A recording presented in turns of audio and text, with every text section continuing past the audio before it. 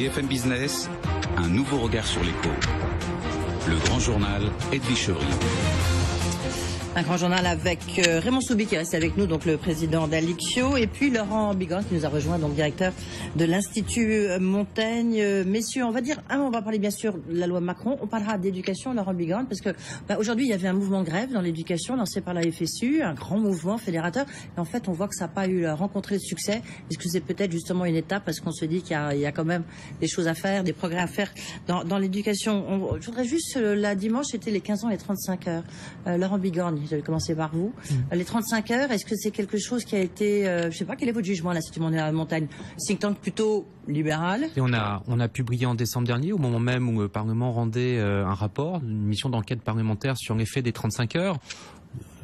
Pas faire de percée conceptuelle, hein. On estime que ça a été un moment très difficile, que ça reste, à travers son nombre porté, quelque chose de très difficile pour la compétitivité de l'économie française. Ça a des incidences économiques, sociales, culturelles. Ça a désorganisé un certain nombre de nos services publics, notamment l'hôpital, hein, et pas seulement. On a l'impression que c'est essentiellement dans la fonction publique, parce que dans les entreprises, c'est un peu pour ça, et je me tournerai après vers Raymond Soubi, c'est qu'on voit bien qu'il y a beaucoup d'entreprises qui disent, finalement, 35 heures, on a obtenu d'autres choses en contrepartie, et puis il y a des aides, hein, ça coûte. Mais les entreprises vous disent, elles s'adaptent. Ensuite, la question est de savoir. Flexibilité en échange. La question est de savoir si elles ont la taille pour s'adapter. La question est de savoir si elles ont effectivement la profondeur de marché derrière les marges qu'il faut pour s'adapter. Certaines ont pu le faire, d'autres pas. Et objectivement, moi, ce qui m'inquiète le plus quand on regarde, et c'est notre rapport de décembre qui le précise bien, c'est la grande divergence avec d'un côté des fonctions publiques et notamment la fonction publique territoriale où on n'est pas sérieux sur le phénomène du temps de travail, parce que ça ne s'arrête pas sur les 35 heures. J'ai en tête l'absentéisme, j'ai en tête les journées de congés payés qui sont bien plus importantes que partout ailleurs dans la fonction publique, et puis les petites entreprises où, en France, on travaille le plus. Donc cette grande divergence, à mon sens, elle n'est pas assumable. Elle se vit sur les 35 heures, mais elle se vit aussi sur l'âge de la retraite. Est-ce que vous pensez donc qu'on peut supprimer les 35 heures? On devrait supprimer 35 heures? Moi, objectivement, je ne vais pas tirer de plan sur la comète. Je pense que le régime des 35 heures dans les trois fonctions publiques, d'État, hospitalière et des collectivités locales n'est pas tenable dans la durée, n'est pas conciliable à la fois avec l'idée qu'on se fait de la qualité des services publics et à la fois avec l'équation budgétaire dans laquelle on se trouve. On voit bien dans la question de la fonction hospitalière. Raymond Soubi, pourquoi n'avez-vous pas supprimé les 35 heures lorsque vous étiez à l'Élysée? Bien, on a quasiment supprimé les 35 heures. Si, on a dans une loi de 2008 fait sauter les contingents d'heures supplémentaires. Il y avait deux dispositions dans les lois Aubry. Vous aviez le calcul du point de départ des heures supplémentaires à partir de 35 heures, et vous aviez des contingents d'heures supplémentaires, c'est-à-dire que les entreprises ne pouvaient pas avoir une durée réelle du travail au-delà de ces contingents. Bon, la loi de 2008 contre les partenaires sociaux, y compris Mme Parizeau, qui était présidente du BLM, a fait sauter les contingents d'heures supplémentaires. Donc aujourd'hui, les entreprises peuvent parfaitement avoir une durée réelle du travail. Si. Ok, mais non, mais je dis pas le contraire. Je dis juste, ça aurait été beaucoup plus simple de supprimer 35 heures. Mais non. Et pourquoi? Vous parlez de 35 heures, mais si vous parlez de la durée réelle du travail, elle n'est pas à 35 heures. Si vous parlez du plafonnement des heures supplémentaires, elles ne sont pas plafonnées. On les a fait sauter en 2008. Ce qui reste des 35 heures, ce sont deux choses. C'est d'une part le point de départ du calcul des heures supplémentaires, qui part de 35 heures. Et en vérité, si, comme le disent certains projets, vous renvoyez à l'entreprise le soin de fixer un autre seuil, je ne crois pas qu'aujourd'hui, les entreprises engageront des discussions ou des fronts sur ce sujet, car elles considèrent que le coût salarial, marginal, supplémentaire résultant de ça est inférieur au coût que représenteraient les mesures qu'elle devrait donner en compensation. Donc en réalité, je trouve que les 35 heures dans le secteur privé, je parle là du secteur privé. En revanche, je suis totalement d'accord avec... Restons sur le secteur privé, parce que... Dans le secteur public... Laurent Bigorne n'a pas l'air d'accord avec vous. C'est un système tout à fait anormal. Mais dans le secteur public, et ce n'est pas un problème de la loi sur les 35 heures, c'est un problème de laxisme des autorités publiques sur ce sujet et sur d'autres sujets sur le secteur. Laurent Bigorne. Oui, sur les 35 heures, deux choses. Effectivement, en 2008, les entreprises se sont peu saisies des dispositifs nouveaux, tout simplement parce que certaines n'avaient juste pas envie de renégocier ou de remettre le doigt dans quelque chose qui avait été extraordinairement traumatisant, qui avait été des RH traumatisés. Il y a les grands brûlés des 35 heures, c'est tous ceux qui ont dû négocier à un moment ou à un autre. Deuxième élément, c'est arrivé à un moment où l'activité économique descendait. Donc évidemment, quand l'activité économique descend, la motivation à aller chercher davantage d'heures de travail n'est pas considérable. Ce qui est clair, et c'est très clairement dit dans notre rapport, c'est qu'on ne fera pas les 35 heures à l'envers. Ouais. Ce serait tout aussi catastrophique que de les avoir fait dans un sens. C'est-à-dire que si demain on veut défaire, on veut détricoter, et je pense que ce sera vrai de beaucoup de dispositions qui organisent aujourd'hui la vie sociale et la vie au travail, il faudra rendre le pouvoir aux entreprises. Je regardais votre reportage sur la CGT tout à l'heure, on voit bien que les syndicats ont pris l'habitude de se comporter comme des organisations politiques. On s'en moque, pardonnez-moi, on s'en fout.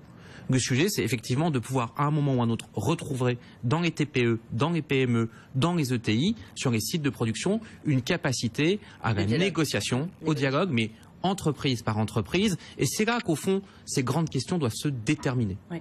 Le coût des 35 heures dans le secteur privé, toujours, le montant des aides versées aux entreprises, il est de combien?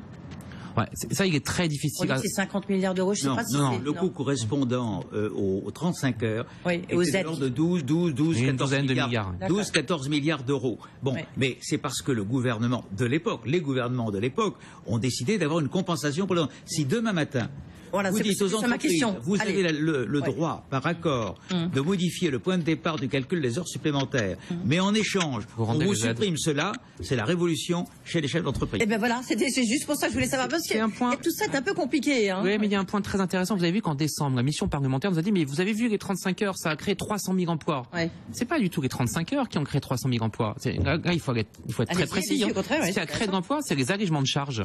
Hein, donc il faut redire, c'est absolument intellectuellement malhonnête, comme ont fait d'ailleurs les parlementaires de la mission, d'expliquer que c'est les 35 heures qui avaient créé du travail. C'est tout simplement les allégements de charges. Ça nous renvoie à quoi? Ça nous renvoie au fait que les 35 heures ont augmenté le coût du travail pour les moins qualifiés, pas que, mais notamment pour eux, et évidemment était une trappe à chômage supplémentaire. Oui, d'accord. Donc ça, c'est un point important. La loi Macron, rapidement, et après, Raymond Soubi, je crois que vous devez nous quitter, mais par contre, Emmanuel Le Chypre nous a rejoint. Bonsoir, Emmanuel. Je suis pas sûr que vous gagnez au change. Hein. Oui, le chiffre.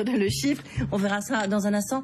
La loi Macron, Emmanuel Macron dit qu'il a consulté des think tanks, enfin, pour pouvoir mesurer l'impact de sa loi sur la croissance.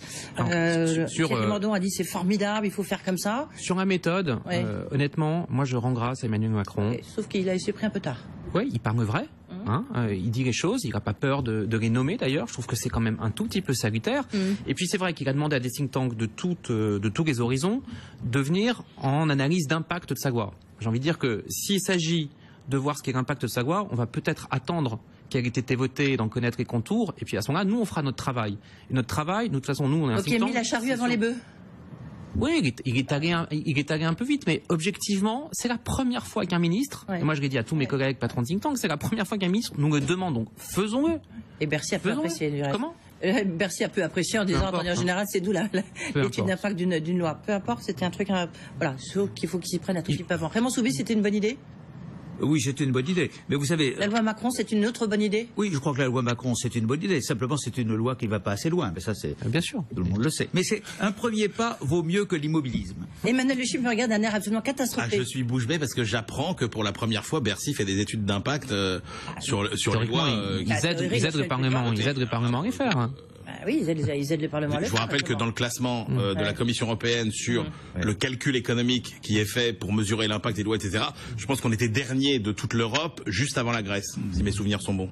Voilà. C'est dire. Hein. Donc vous y croyez quand même, Laurent Bigorgne, à cette je vais vous dire, loi fourre-tout, loi Macron, qui ne trouve grâce aux yeux d'Emmanuel que sur les autocars? Non. Je prends, honnêtement... On va tout prendre. Je veux dire par là que la situation, elle est tellement tankée, elle est tellement bloquée qu'on prendra tout. Alors, si la loi Macron permet à Emmanuel Macron, si la loi Macron permet à Emmanuel Macron, au gouvernement, à qui que voudra, d'aller plus loin, on prend. Si effectivement c'est un aboutissement, objectivement, j'aurais eu tort d'avoir signé. Mais je veux croire qu'on peut encore faire des choses avant la prochaine élection présidentielle. Sinon, c'est à désespérer. Raymond Soubi, est-ce que vous n'avez pas signé l'appel? Moi, j'ai pas signé l'appel. On m'a pas donné d'ailleurs d'appel à signer, donc j'ai pas pu le signer. Mais ce qui me frappe surtout sur la loi Macron, c'est la réaction des Français. Qui très massivement sont d'accord sur la loi sans savoir ce qu'il y a dedans. Parce qu'il faut être très fort, en dehors des personnes, en dehors de moi, qui sont autour de ce plateau, de savoir ce qu'il y a dedans. Or, ils sont pour. Ça veut dire quoi? Ça veut dire que les Français ne sont pas hostiles par principe au mouvement de réforme. Ouais, c'est le point central que je retire de cette histoire. Et puis le courage d'Emmanuel Macron d'avoir, avec la position de sa majorité, fait quelques pas. Voilà. Merci beaucoup Raymond Soubi, je crois que vous devez nous quitter. Merci d'avoir été avec nous. Dans un instant, on va parler avec vous, Laurent Bigorne et Emmanuel Le Chypre, on va parler d'éducation. Ça, c'est qu'on a vu, parce qu'il y a la question de savoir si justement Najat Vallaud-Belkacem a dit faut arrêter avec le redoublement, etc. Et on voit que les parents, ils sont favorables au redoublement. Mais peu importe, les Français étaient favorables à la peine de mort en 80, on a aboli la peine de mort. Il y a un moment, il faut changer dans nos têtes. Mais je pense que là, on assiste à une gesticulation syndicale. Moi, j'appelle ça la grève de mi-mandat. Vous voyez, on est à mi-mandat, donc la FSU qui vient de se prendre une claque électorale en décembre. Enfin, il faut tout dire aux Français et à ceux qui nous écoutent. Ils se prennent une claque pendant la grève, tant mieux. Ils se sont pris une claque électorale aux élections de mi-décembre, puisque FO a fait une percée, ont régressé avec une régression historique. Donc ils nous font une grève de mi-mandat. Mais écoutons-les. Ils nous disent, nous on veut pas de l'apprentissage. Ça met en danger l'enseignement professionnel public. Mais attendez, moi je pense aux élèves. Je me moque des structures. Ce qui compte en tant que parent d'élèves, ce qui compte en tant que citoyen, ce qui compte en tant que contribuable, c'est ce qu'il advient des élèves. Ils nous disent, vous savez, au final, nos salaires n'augmentent pas. Mais oui, mais ils ont choisi des créations d'emplois massives. Où est-ce qu'on crée des emplois massivement et on augmente tout le monde? Dans aucun système. Moi, je suis pour mieux payer les enseignants.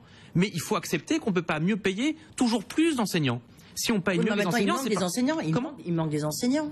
Mais oui, il manque des enseignants. On est un système, Edwige, où en gros, on a une moyenne. C'est la Cour des comptes qui le dit.